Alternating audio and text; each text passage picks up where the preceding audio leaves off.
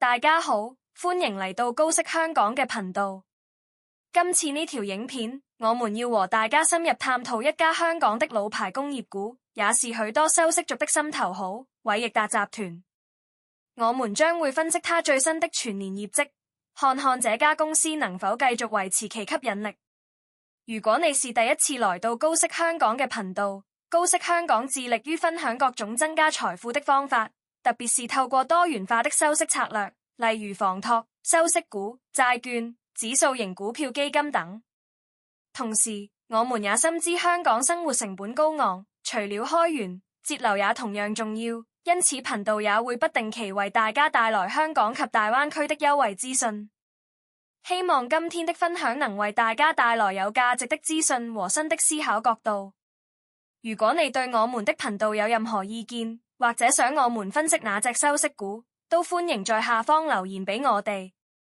2026年5月21日，偉易達公布了截至2026年3月31日止年度的全年業績。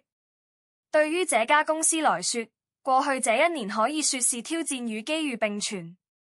更值得一提的是，2026年是偉易達的一個重要里程碑，因為2026年是偉易達集團成立的50週年。回顧歷史，偉易達於1976年成立時，只是一家擁有40名員工的香港小型初創企業。歷經半個世紀的發展，偉易達集團如今已經成為全球最大的嬰幼兒及學前電子學習產品企業，世界最大的家用電話供應商，以及全球最大專業音響設備承包生產商。偉易達一直秉持創新精神，使其在多個領域成為先驅。例如曾推出全球首部全數碼制式900兆赫無線電話。然而，面對過去一年美國關稅政策的變動和全球消費疲軟，偉易達究竟交出了一份怎樣的成績單？它的高息神話還能延續嗎？截至2026年3月31日止年度，偉易達收入按年跌6.9%至20.28億美元，所有地區的銷售額均錄得跌幅。毛利率則改善1.2個百分點至32.7%，全年公司股東應佔溢利按年下跌14.5%至1.34億美元，每股盈利約53美仙，派末期股息每股36美仙，按年減少18.2%。為什麼會跌？主席黃子欣在報告中提到了幾個關鍵詞：美國關稅政策變動、地緣政治不明朗以及消費意欲低迷。再詳細的數字，大家如有興趣可以自行去睇佢業績，我哋呢度就唔詳細講了。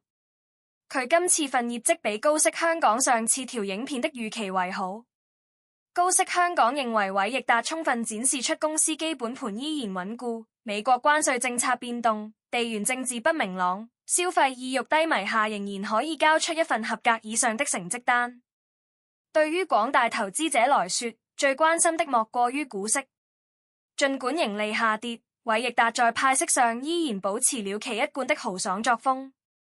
董事會建議派發末期息每股36美仙，連同中期息，全年共派發約53美仙。雖然比上一年的61美仙有所減少，但最令人驚訝的是，它的派息比率達到了100%。這意味着什麼？這意味着偉易達把今年賺到的每一分錢都拿出來回饋了股東。以2026年6月4日收市價53.1港元計算，股息率約為7.78厘。在當前的市場環境下，這對追求穩定收益的收息族來說，依然具備相當的吸引力。然而，我們也必須思考一個問題：100%的派息比率是否可持續？這就引出了我們接下來要探討的財務狀況。偉易達的財務狀況堪稱教科書級別的穩健。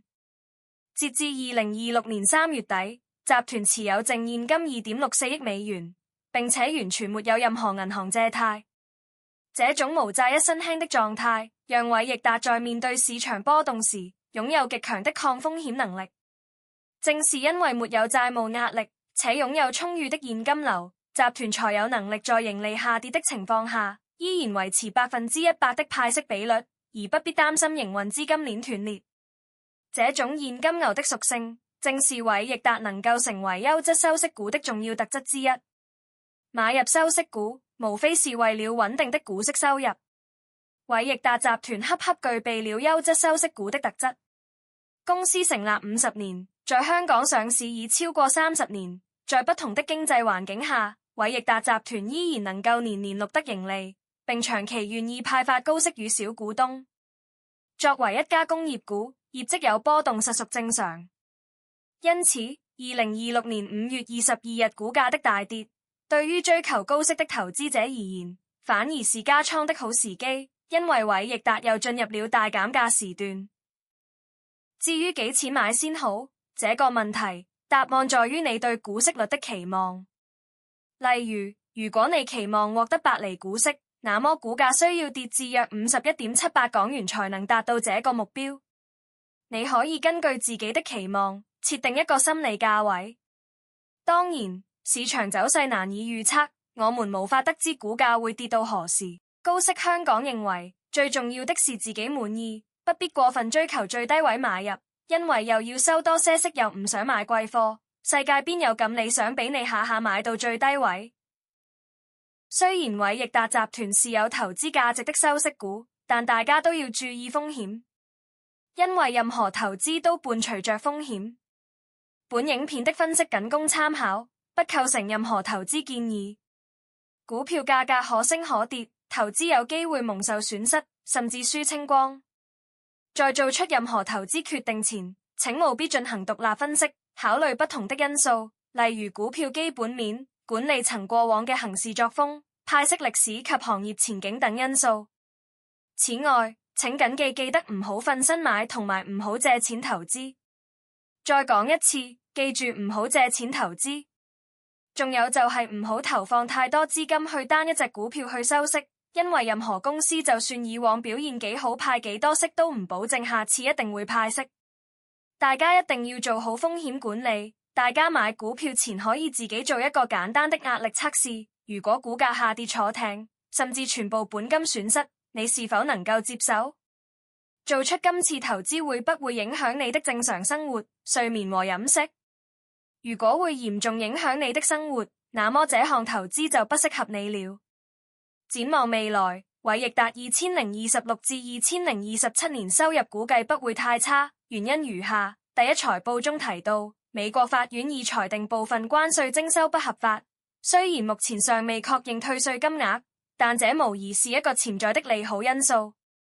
另外，2025至2026年已經歷地緣政治不明朗令生意差咗，但公司在馬來西亞麻坡的設施正在擴建，墨西哥特卡特的工廠也已全面投入運作，為美國客戶提供全面的一站式電子製造服務，這能有效規避地緣政治風險。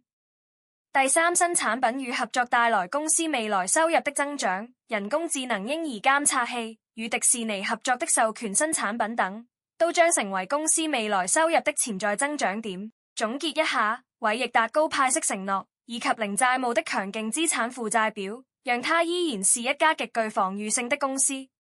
如果是追求高股息、低風險的投資者，偉易達近期的股價調整，或許是一個值得把握的加倉好機會。今天的分享就到這裏，唔知大家對偉易達這份財報有什麼看法？你又會唔會係股價大跌時買入嚟收息呢？歡迎留言話俾我哋聽你嘅睇法。